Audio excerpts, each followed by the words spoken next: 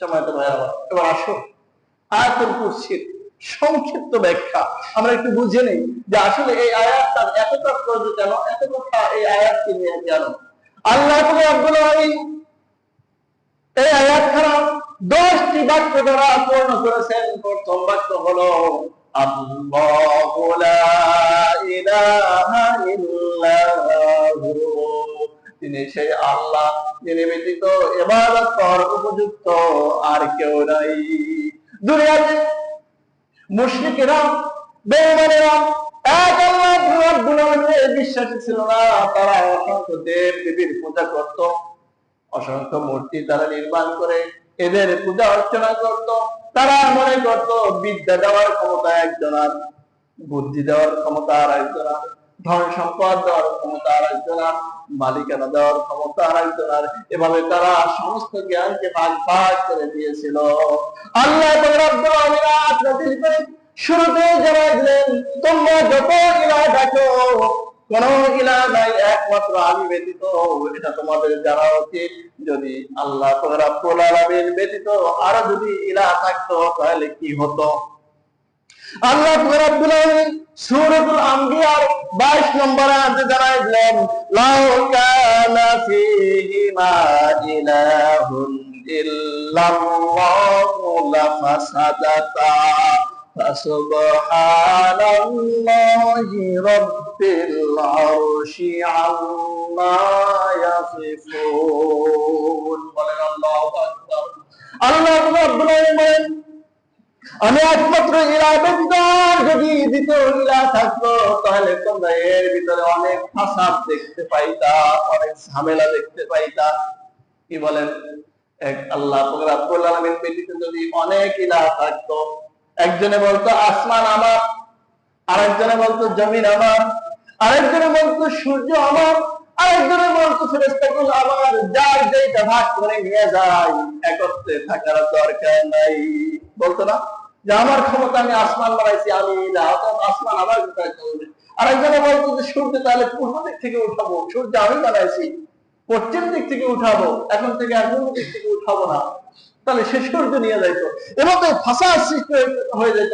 অথচ সমস্ত আরশের মালিক, জমিনের মালিক, একচ্ছত্র মালিক হলেন একমাত্র আল্লাহ রাব্বুল আলামিন। এই জন্য বহু ইলাহ নাই, ইলাহ কয়জন? ইবাদত করতে হবে কয়জনের? একজনের। এই জন্য মূর্তির সামনে, পীর সাহেবের সামনে, কবরের সামনে সিজদা দেওয়া যাবে? বলেন যাবে না। একমাত্র সিজদা দিতে হবে, মাথা অবনত করতে হবে একমাত্র আল্লাহ রাব্বুল আলামিনের সামনে। একমাত্র ইলাহ তিনি, দ্বিতীয় আর কোন ইলাহ নাই। এরপরে আসুন দ্বিতীয় বাক্য, আল হাইয়ুল কাইয়্যুম, তিনি হলেন চিরঞ্জীব আর চিরস্থায়ী।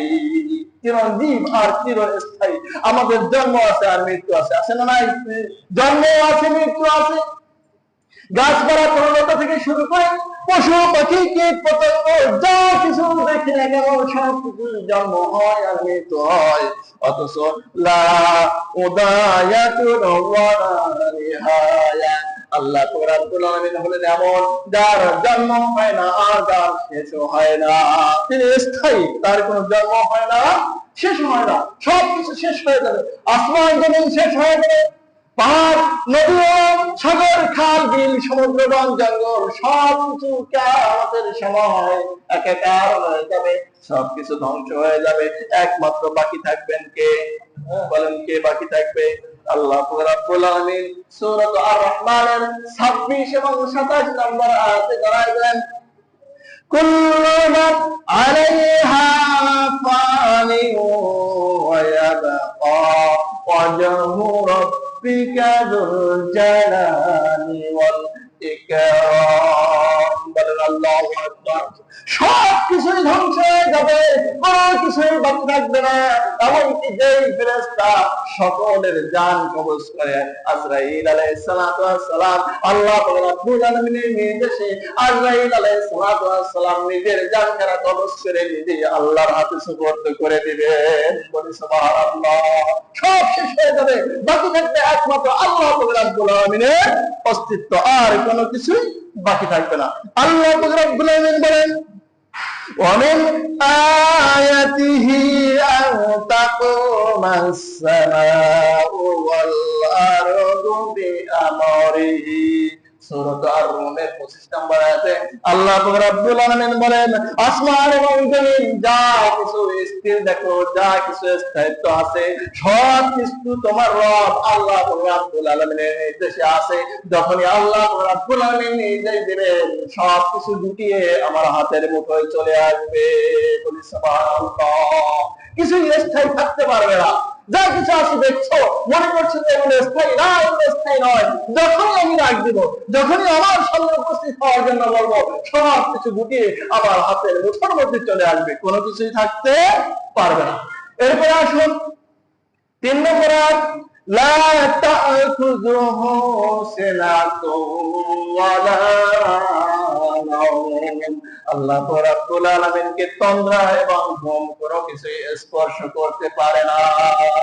আমরা ঘুমানোর আগে তন্দ্রা আসে, ঘুমানোর আগে কি আসে? তন্দ্রা আসে, ঘুমের জো আসে এবং জ্বলতে থাকে, এরপরে আমাদের ঘুম আসে। আল্লাহ রাব্বুল আলামিন বলেন যে ঘুম এবং তন্দ্রা কোনো কিছুই আমাকে স্পর্শ করতে পারে না। ইবনে মাজার 196 নম্বর হাদিসে এসেছে, আর আবি মুসা ক্বালা ক্বালা রাসূলুল্লাহ সাল্লাল্লাহু আলাইহি ওয়াসাল্লাম, ইন্নাল্লাহা লা ইয়ানামু ওয়া লা ইয়ানবাগি লাহু আন ইয়ানাম। হযরত আবু মুসা রাদিয়াল্লাহু তাআলা আনহু হতে বর্ণিত, তিনি বলেন, আল্লাহ পাক রব্বুল আলামিন, আল্লাহর নবী সাল্লাল্লাহু আলাইহি ওয়াসাল্লাম বলেছেন, আল্লাহ পাক রব্বুল আলামিন কখনো ঘুমান না, কারণ আল্লাহ পাক রব্বুল আলামিনের শানে এই ঘুমটা হলো বেমানান, তার সাথে এটা মানায় না, তিনি ঘুমান না। হযরত মুসা কালিমুল্লাহ আল্লাহ পাক রব্বুল আলামিনকে প্রশ্ন করে বসলেন, আয় আল্লাহ তাআলা, তুমি কি ঘুমাও না? আল্লাহ রাব্বুল আলামিন বলেন, না আমি ঘুমাই না। কেন, তোমার কি বিশ্বাস হয় না? হযরত মুসা আলাইহিস সালাম বললেন, আয় আল্লাহ, ঘুম না পেয়ে বিশ্রাম না নিয়ে কিভাবে থাকতে পারে? আয় আল্লাহ তাআলা, তুমি ঘুমাও না, তুমি বলছো, এটা আমি বিশ্বাস করি, কিন্তু কিভাবে না ঘুমাইয়া থাকো এটা তো আমার মতো মানুষের বুঝে আসে না। আল্লাহ রাব্বুল আলামিন হযরত মুসা আলাইহিস সালামকে ডাক দিয়ে বলেন, ও মুসা আলাইহিস সালাম, তুমি কি প্রমাণ চাও, দেখতে চাও আমি যে না ঘুমাইয়া থাকি, কিভাবে থাকি, এটা কি তুমি দেখতে চাও? মুসা আলাইহিস সালাম বলেন, আয় আল্লাহ তাআলা, যদি দেখতে পারতাম আত্মায় প্রশান্তি পাইতাম। আত্মায় কি পাইতাম? একটু প্রশান্তি পাইতাম যে তুমি না ঘুমাইয়া থাকি কি করে, এটা যদি আমাকে একটু বুঝাইতাম। আল্লাহ রাব্বুল আলামিন নির্দেশ দিলেন, ও মুসা আলাইহিস সালাম, একটা মাটির পাত্র অথবা গাছের পাত্র, এই পাত্রে পানি নিয়ে তুমি দাঁড়ায় যাও। হযরত মুসা আলাইহিস সালাম আল্লাহর নির্দেশে একটা গ্লাসের ভিতরে 1 গ্লাস পানি হাতে নিয়ে দাঁড়ায় গেলেন। আল্লাহ রাব্বুল আলামিন ঘুমকে নির্দেশ করলেন, ও ঘুম, হযরত মুসা আলাইহিস সালামকে ধরো। ঘুম আল্লাহর নির্দেশে চলে, ঠিক না? মুসা আলাইহিস সালামকে ধরো। ঘুম আল্লাহ রাব্বুল আলামিনের নির্দেশ পেয়ে হযরত মুসা আলাইহিস সালাম ঘুম মুসা আলাইহিস সালামকে ধরে ফেললেন। এমন ভাবে ধরলেন, মুসা আলাইহিস সালাম গ্লাস নিয়ে দাঁড়ায় ঢলে ঢলে পড়ে যায়। এমন অবস্থা করতে করতে হঠাৎ করে হাত থেকে গ্লাসটা পড়ে ভেঙে চৌচির হয়ে মাটিতে পানিগুলো গড়ায় গেল, ভেঙে গেল। ঘুমের তন্দ্রা আসছে, হাত থেকে কি হয়েছে? গ্লাস পড়ে গেছে, ফেটে চৌচির হয়ে গেছে। মুসা আলাইহিস সালাম আসমানকে উঠলেন যে কি ব্যাপার, আরে গ্লাসটা পড়ে ভেঙে গেল। আল্লাহ রাব্বুল আলামিন হযরত মুসা আলাইহিস সালামকে ডাক দিয়া বলেন, ও মুসা আলাইহিস সালাম, দরবার কি পেয়েছো? দেখো, তোমাকে সামান্য সময়ের জন্য একটা গ্লাসে 1 গ্লাস পানি নিয়ে দাঁড়াতে বলেছিলাম। ঘুমের কারণে এই 1 গ্লাস পানি তুমি রক্ষণাবেক্ষণ করতে পারো নাই, হাত থেকে পড়ে গ্লাস ভেঙে গেল, পানি গড়ায় পড়ে গেল, তুমি ঘুমের কারণে রক্ষণাবেক্ষণ করতে পারো নাই। আমি হলাম আল্লাহ, সমস্ত সৃষ্টি জগৎকে রক্ষণাবেক্ষণ করি আমি। আসমান, জমিন, সমস্ত সৃষ্টি জগৎটাকে আমি আল্লাহ রাব্বুল আলামিন রক্ষণাবেক্ষণ করি। ও মুসা, তোমার মতে যদি আমার ঘুম আসতো, তন্দ্রা আসতো, আসমান আর জমিন আমার হাত থেকে ছুটে গিয়ে একাকার হয়ে সবকিছু নিমেষেই ধ্বংস হয়ে যেত, ঠিক কিনা? সব চৌচির হয়ে যেত, কোনো কিছু স্থায়ী থাকতো না, অতএব আমি ঘুমাই না। এরপরে 4th নম্বর কথা, লাহু মা ফিস সামাওয়াতি ওয়া মা ফিল আরদ, আসমান এবং জমিনের মধ্যে যা কিছু আছে না কেন সৃষ্টি জগতের সবকিছুর একচ্ছত্র মালিক হলেন মহান আল্লাহ রাব্বুল আলামিন। সবকিছুর মালিক কে? আল্লাহ পাক রাব্বুল আলামিন। তার কাছে সবকিছু ফিরে যেতে হবে। সূরা মারিয়ামের 93 নম্বর আয়াতে আল্লাহ পাক রাব্বুল আলামিন বলেন, ইন কুল্লু মান ফিস সামাওয়াতি ওয়াল আরদি ইল্লা আতির রহমানি আবাদা, আসমান এবং জমিনের মধ্যে যা কিছু সৃষ্টি জগৎ আছে আমি যখন ডাক দিব সবকিছু আমার সামনে গোলামের বেশে এসে হাজির হয়ে যাবে। বলি আল্লাহু আকবার। সবকিছুর মালিক আমি। আমি যখন ডাক দিব, আমি যখন হুকুম করবো, কেউ আর বসে থাকতে পারবে না, সব আমার সামনে এসে হাজির হবে। কেমন করে হাজির হবে? সব গোলামের বেশে আমার দাস হিসেবে আমার সামনে হাজির হয়ে যাবে। দ্বিতীয় কোনো কথা তারা বলতে পারবে না।